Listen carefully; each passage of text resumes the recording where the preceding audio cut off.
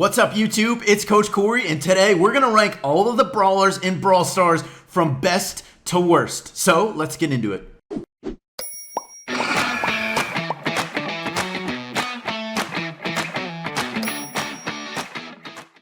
All right. Now, I know we have some new people on the channel, so really quick, I just want to go over how this works. Just because a brawler is ranked low on the list doesn't mean they're a good brawler. Brawl Stars, your team comp, the map you're on, and the game mode all have a really big impact on whether you can win or not. Now, of course, this is an overall ranking, so you have to be really good in multiple different game modes to be high on this list. If you're low on this list, you can still be really good in one or two game modes, but you're probably not good in a lot of different game modes. So with that in mind, let's start out at the bottom of the ranking. At number 21, the worst brawler in the game right now, in my opinion, is Pam. I love Pam, honestly, but she's been slowly sliding down my rankings. She's mostly only good in gem grab, and recently she's been replaced as the best gem carrier in gem grab.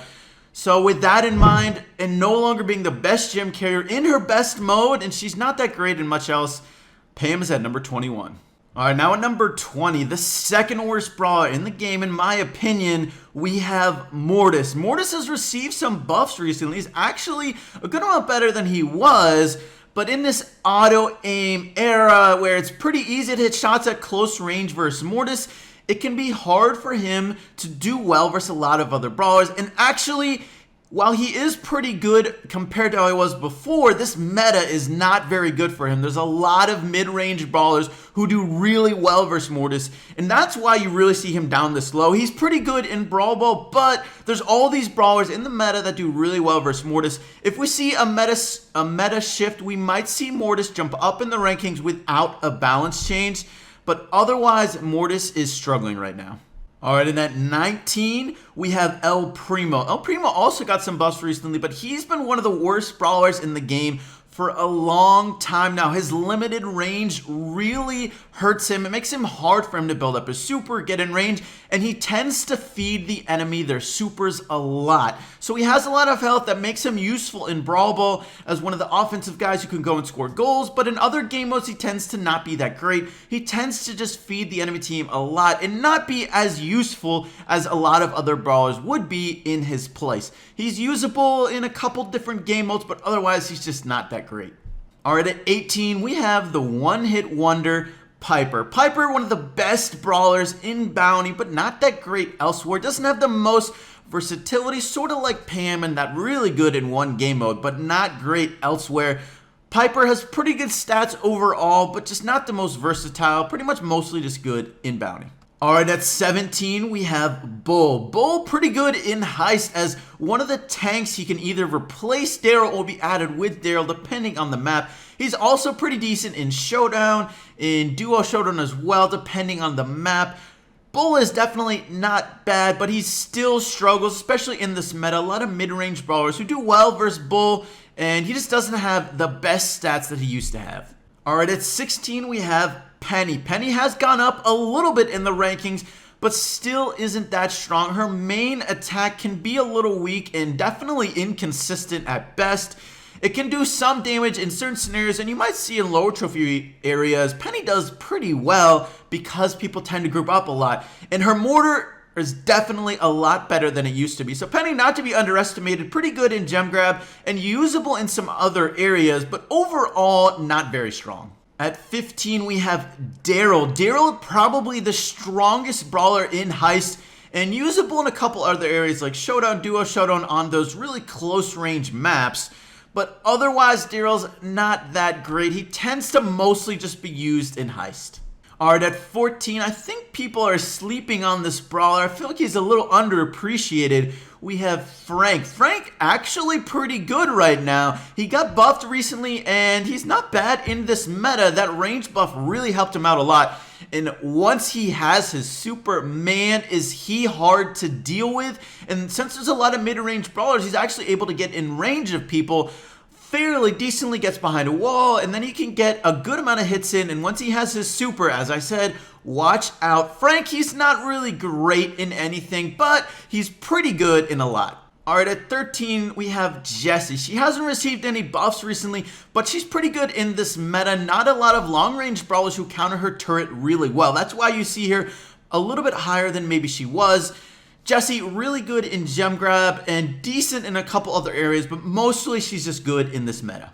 At 12, we have Colt. Colt has gotten a couple nerfs in a row recently, and it's finally starting to affect him. While Colt is a really versatile brawler who can be used in a lot of different game modes, that's why he's still at 12. Those damage nerfs, reload nerfs, and super range nerf he's gotten in the past couple balance changes has finally caught up to him. Especially that super range nerf now is being used less in Heist, and it makes him a little bit worse in Bounty as well, and in Brawl, where it's a little bit harder to destroy quite as many walls. In Heist, that super nerf is making it a little bit harder to reach that safe. Those 2-tile difference is definitely making an impact.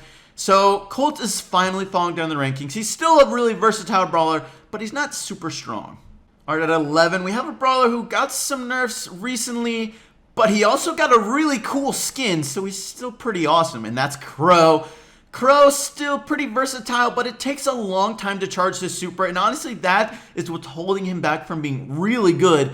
Not that I particularly want that. He was really good for a long time, so I think he's well-deserved being this low in the rankings. He's still a good brawler, but he's not great. You can definitely use him in a lot of different game modes, but he's never going to be, not never, he's not right now one of the strongest brawlers in really any of those game modes.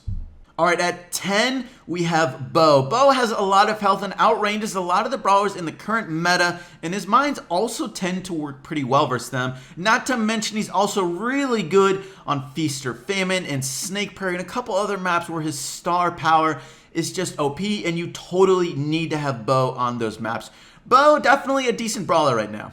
At 9, we have Barley. Barley, a versatile brawler. Seeing him drop a little bit in my rankings compared to the last one, mostly because of the meta. Barley can get a lot of hits in this meta, but it's hard for him to get many kills as there's so much high health brawlers, and Barley doesn't deal damage very fast. So while he can be used in a lot of different areas, and he's going to be good, he's not going to be great, and his low health makes him suffer a little bit as well, as it makes him hard to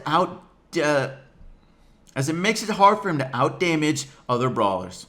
At 8, we have Ricochet. Ricochet has been nerfed a lot recently, and it, just like Colt, it's finally catching up to him. Ricochet still, though, he's still a good brawler. Definitely hard to replace. He has really low health, and that range nerf finally caught up to him, but he's still hard to deal with. If you have a Ricochet on your side, unless you're able to get some help from your teammates and you're in gem grab, it can be really hard to deal with him. He has the angle, and he does still a lot of damage overall. He's still a good brawler, able to be used in a lot of different game modes. If you need a guy who can deal a lot of damage, Ricochet is probably your best bet. All right, at 7, I feel like this brawler is undervalued as well. It's Brock. Brock is able to be used in a lot of different game modes. Really strong in Bounty, but honestly, he's just really versatile. He's probably one of the best, if not the best, long-range brawler in the game right now as far as being able to be used in a lot of different game modes. He has that range advantage over almost everyone. He does a decent amount of damage, and his super is really versatile. So definitely don't sleep on Brock. He's pretty good. All right, well, this is definitely a mid-range meta, as you're going to see from these next 6 brawlers. That's right, they're all mid-range brawlers. At number 6, we have Shelly. Shelly has received a good amount of buffs recently, and that range buff really put her over the edge. She has been pretty good, and in this meta, she's definitely good, able to be used in a lot of different game modes. Her super is really versatile, breaks down walls, stuns brawlers, does a lot of damage. Shelly is going to be your damage dealer at close range who uses those walls to her advantage to get close to people and then charges up her super and completely destroys them. So Shelly, it'll be used in a lot of different game modes. I like that she's being used in Heist now as well as a really good defender. Don't sleep on Shelly.